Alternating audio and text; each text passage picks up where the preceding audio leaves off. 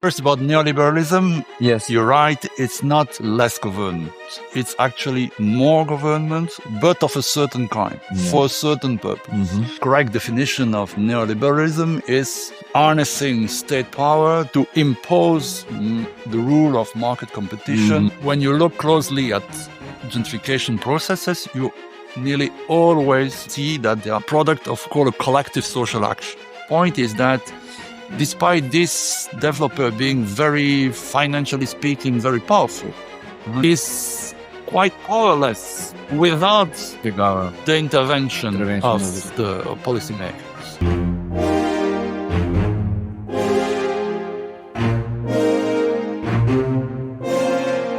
In the first part of the interview with Mathieu Van Criekingen, the writer of the book Against Gentrification, we have explored how the class perspective is deeply embedded in the process of gentrification.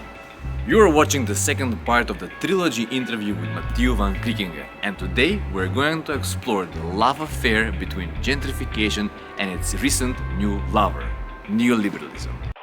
Gentrification and neoliberalism, we can say that they're a little bit quite connected. So because we have during the neoliberalism time also came internet, and there was a flow of global capital everywhere, and here it goes. So you talk in the book about the International Development Plan. This probably comes from the global finances, that we can manage different kind of capital in different cities, overseas and so on.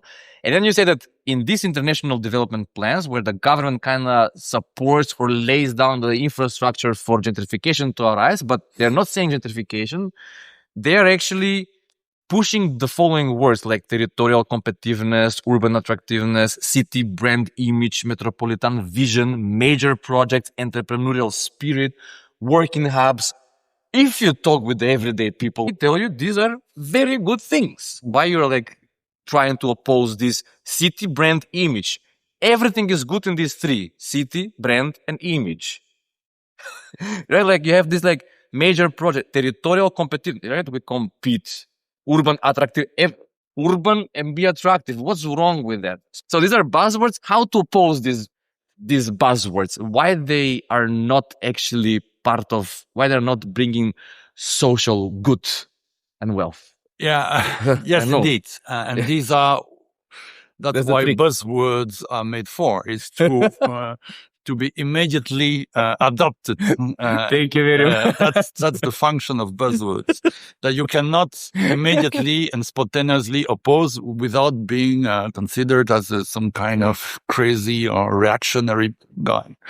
If you think differently, consider half a century ago, like the 60s or the 70s in Brussels or in other places. What were then the buzzwords? Modernization, functionality, circulation, speed, accessibility for cars, and so on. So, mean that the buzzwords you have read, these were absent at that time. These were absent at that time. There were other, like modernization was maybe the most prevalent at that time. So it means that those buzzwords are expressions of underlying rationalities, ideologies. And so I think you should take those buzzwords as such, as expression of underlying ideologies and rationalities, and start questioning what are the rationalities and ideologies that brings those buzzwords at the forefront. You see? So the first one, if I talk with my family and people who don't understand buzzwords, that's their job, to buzz you. But if we talk into the deeper class of problem, you have to question your underlying ideological rationality. Yes, because if you look through time, you see that buzzwords are changing because the underlying rationalities are changing as well. So the dominant rationalities of renewing cities or urban development is not the same now as it was in the 60s. Yeah, of course. And so the question is then, what are the dominant rationalities that push those buzzwords forward nowadays? Like I would say the most mainstream one nowadays is territorial attractiveness, making places attractive. It seems like it become a synonym of a good neighborhood, a good city when it's attractive, which is of course, very questionable. But so what's the logic behind? And the logic behind, yes, in one word, is the neoliberal take of how to develop cities. Yeah, that pushes attractiveness at the forefront as the major principle and priority that policymakers should take care of. That's how it connects to all the neoliberalism and urban development. Urban change is territorial attractiveness as buzzwords of all time. And you can also say, for example, these buzzwords, territorial, urban, that doesn't come from the mouth of those 43% of the working class. Who gathered these words is the neoliberal collegium, who after that they impose it to governments and so on to kind of take care of it. So now, speaking of buzzwords, just like the god of the buzzwords, can you please a little bit elaborate on the positive gentrification? Well, what is positive gentrification? Nonsense. I mean, yes, for me, positive gentrification is nonsense. It's like to see or to speak of, I don't know, friendly class struggle. I mean, it's nonsense. It's just nonsense. Or it's nonsense. Yeah. No, that was, I think it's elaborate enough. Okay, but now, because now we touched upon the neoliberalism, I really like this. I think it was from Neil Smith, and you also quote him a lot, but I don't know who said it. It doesn't matter, but it's like, the point with neoliberalism was that the governments a little bit stay away and less governmental spending, and the free market will do what is the necessary and so on. But it turned out that the government helps the companies a lot. Oh, you say that, for example, there is something called orchestrated gentrification, and you say always like this orchestrated gentrification can go through 3 levers: regulatory, equipment, and symbolic lever. Can you? Okay, you can elaborate the concept if you want, but can you give one, for example, concrete example of how this happened, where it happened? Okay, so, yeah, first about neoliberalism. Yes. You're right. It's not less government. It's actually more government, but of a certain kind, for a certain purpose. The correct definition of neoliberalism is harnessing state power to impose the rule of market competition on all kinds of social activities, from healthcare to education to urban policies as well. So it's really harnessing state power to impose, to regulate social activities through the rules of competition, market, and so on.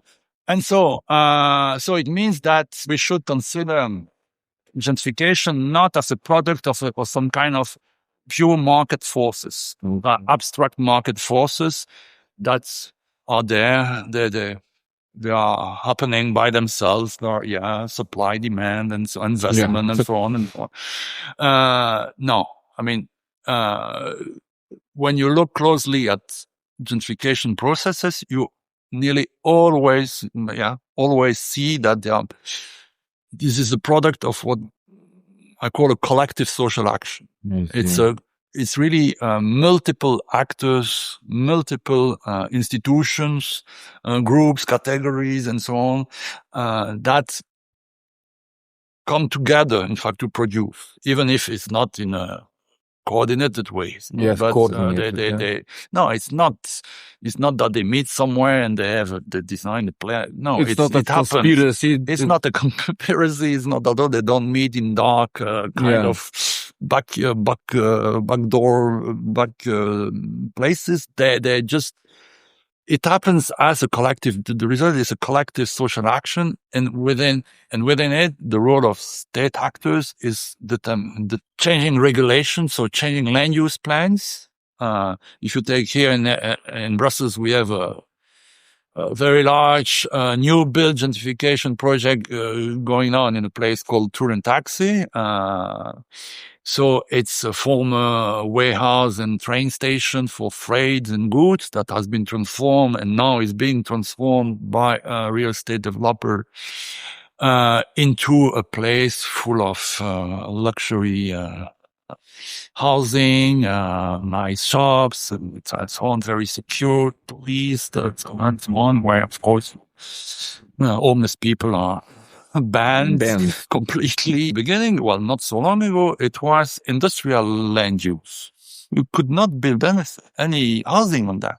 So it's only because the land use has been transformed into something that allows for residential development that the capital of that developer could move into.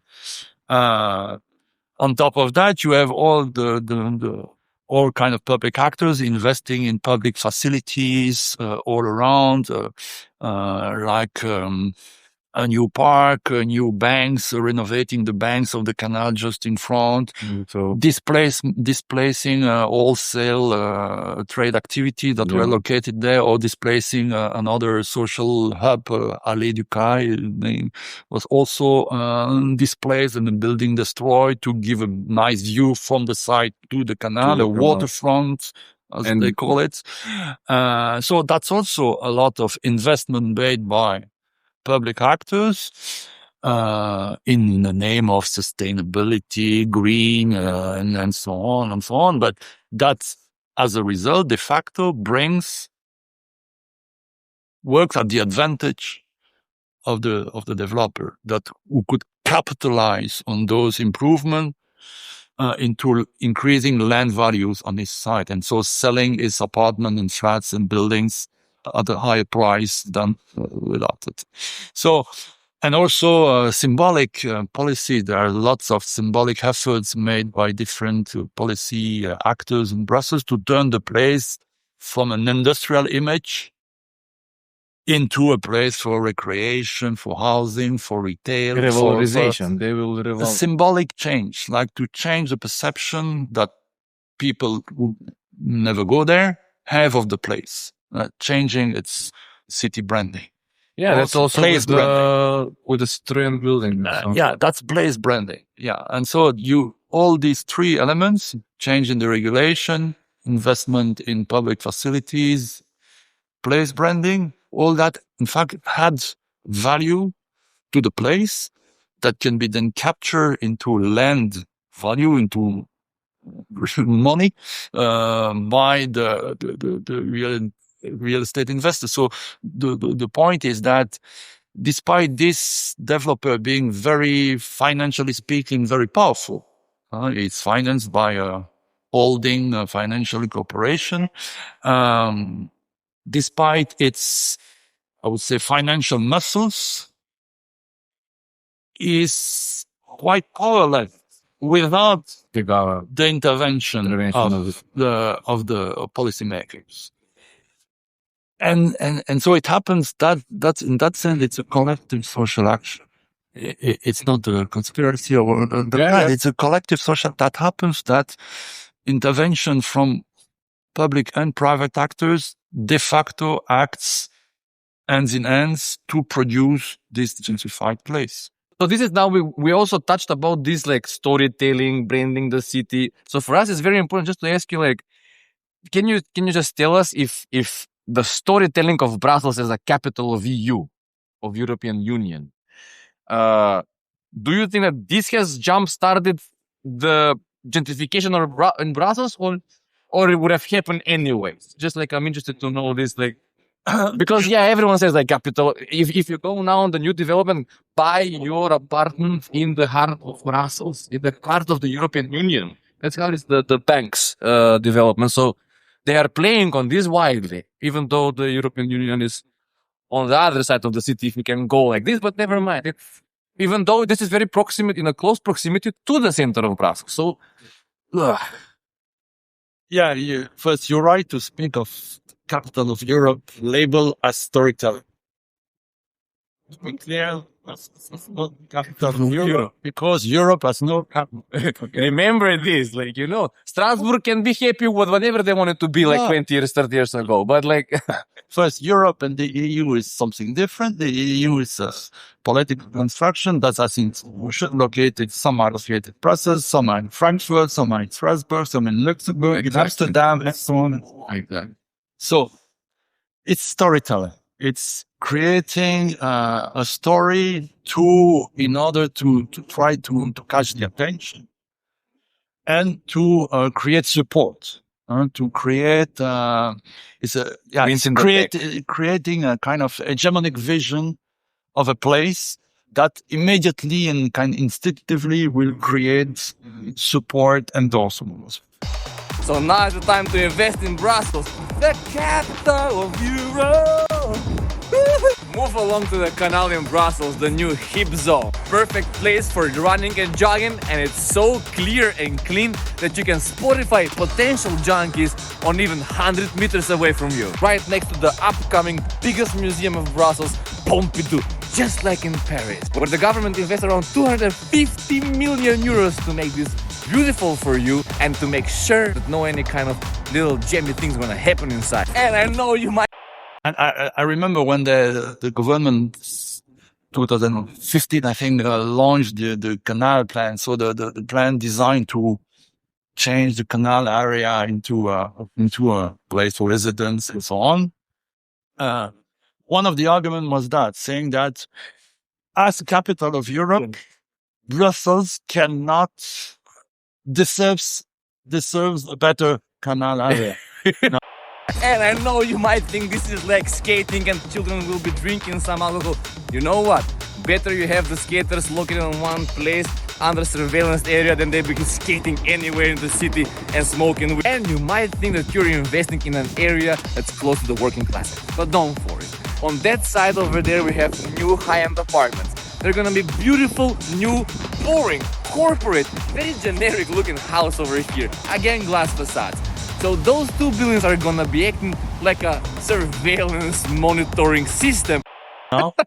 Yep. Also, it's used when you move out of the South Station, so the station where the international trains are coming, like Eurostar and so on, are coming into the city.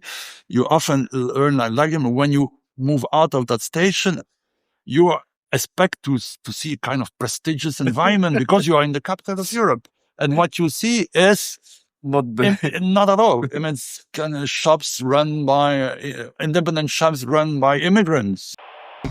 And you know what? You're coming from the North Station, you take this bridge and you go straight to the new cultural business entrepreneurial hub. We're gonna be drinking Heineken and I don't know what else kind of multinational corporate beer. And also, you can be running every day like those people over there because running is good. We know that maybe working class doesn't have time to run and jog, but that's why we come over here to teach them the way better way of life. And you see, wow, and so this argument is used in a way to justify and to legitimize other projects, to transform place into more prestigious, more glamorous, more attractive for certain kind of people. So that's it. But now if we want to think about the length of the presence of the EU institution and gentrification, I think it's interesting question, which is not and a bit complex, because I think the question, yes, we can find links, but we should not exaggerate. I mean, think about Antwerp, Ghent, or Liège. You also have gentrification there. There is no EU institution. And the context is not so different. It's those Belgian cities also. It's a good example, yeah. So, but, the presence of EU and expats, as usually is quoted in Brussels, people from different countries coming to Brussels to work, to live, and so on, with usually high financial capacities or medium to high financial capacities. Yes, the presence of that groups surely motivates investors to develop specific housing units nearby the EU districts, like in Saint-Josse, in Flagey, in Matonge, in all the neighborhoods that are around the EU district. The EU institutions, a little bit more on the southern part of Brussels, colloquially speaking. And around this area, you have also other municipalities and areas which you just mentioned that are a little bit vulnerable and susceptible to gentrification.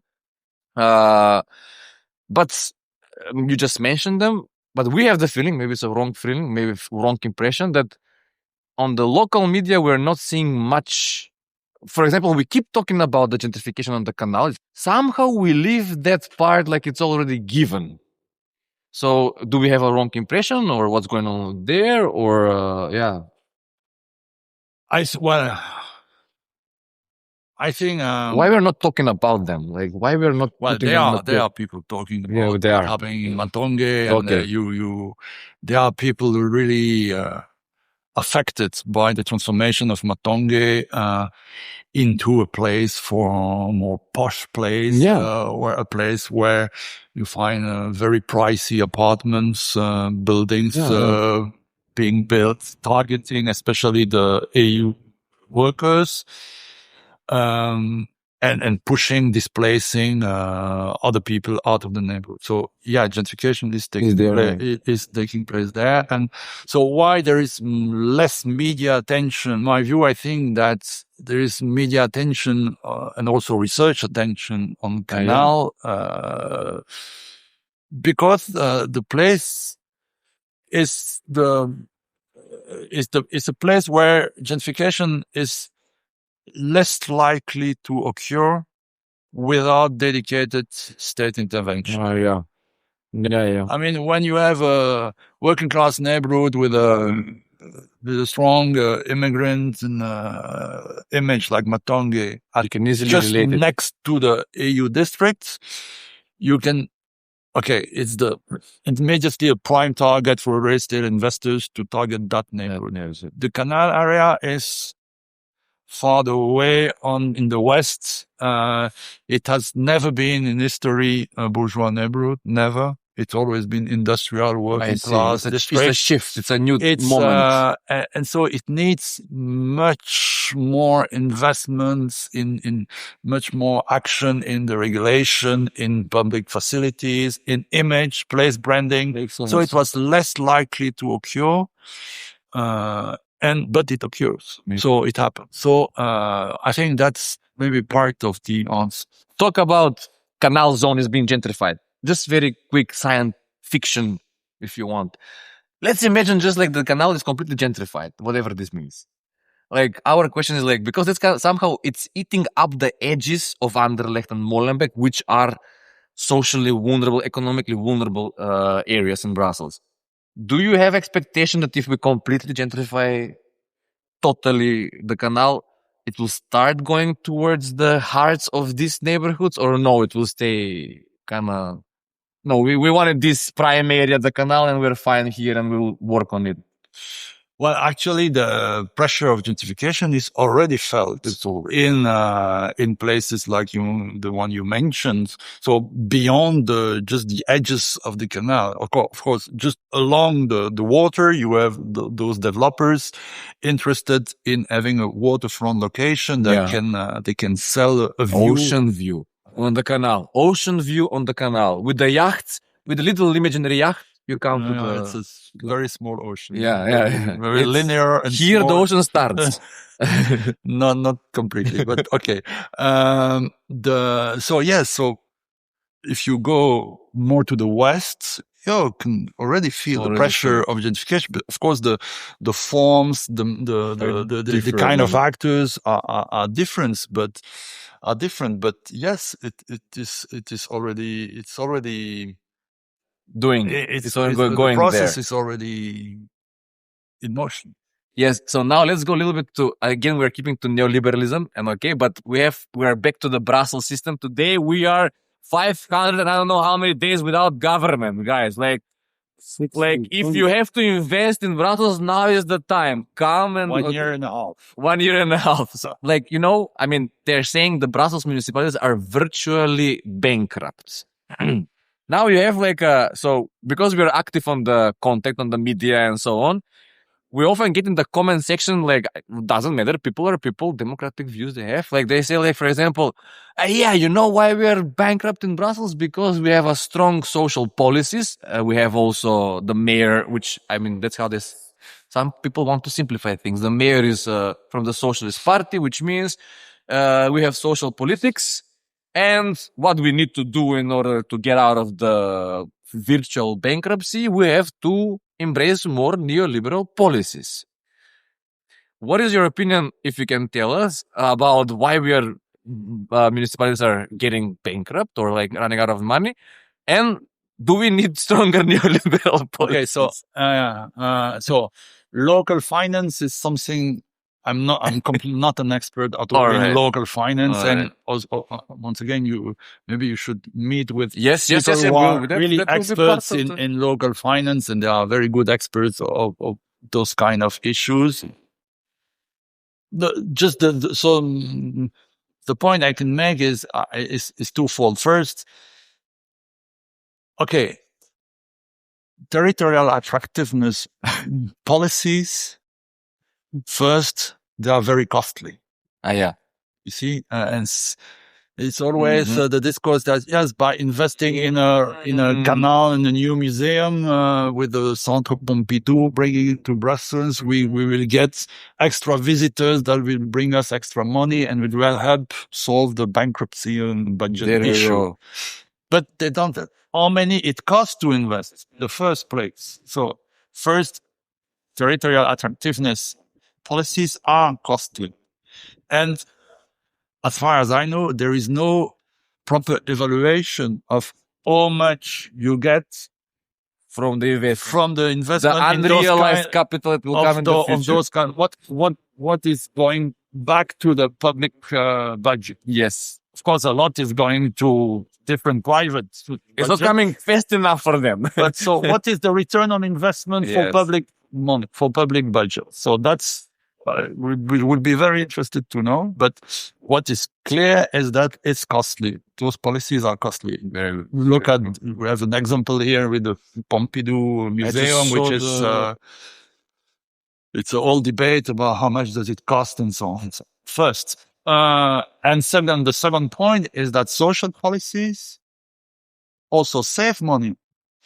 I mean, because you think about social housing. Of course, you invest in social housing. It costs money on the public budget, but it saves money on other aspects, like people who have to pay less on rent. Well, they will ask for less social assistance, for less help to buy their food, to buy prevent stuff. It, don't cure it. Yeah. And so and also they will have more to spend in the local shops and to support the local economy because they have to pay less on the rent. So investing in social policies also saves money, and usually that's social policies are only seen as a cost, and attractiveness policies as a benefit.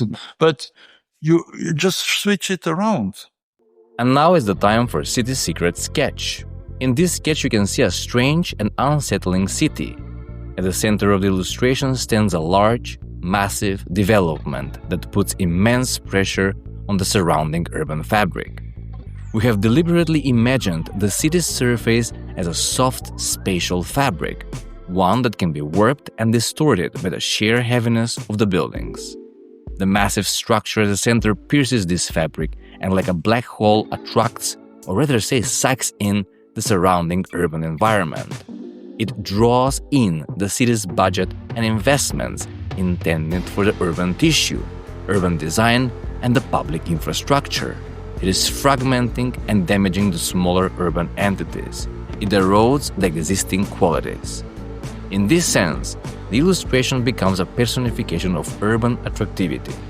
As our guest has pointed out, urban attractivity is extremely costly, and we rarely see these investments being meaningfully returned to the public.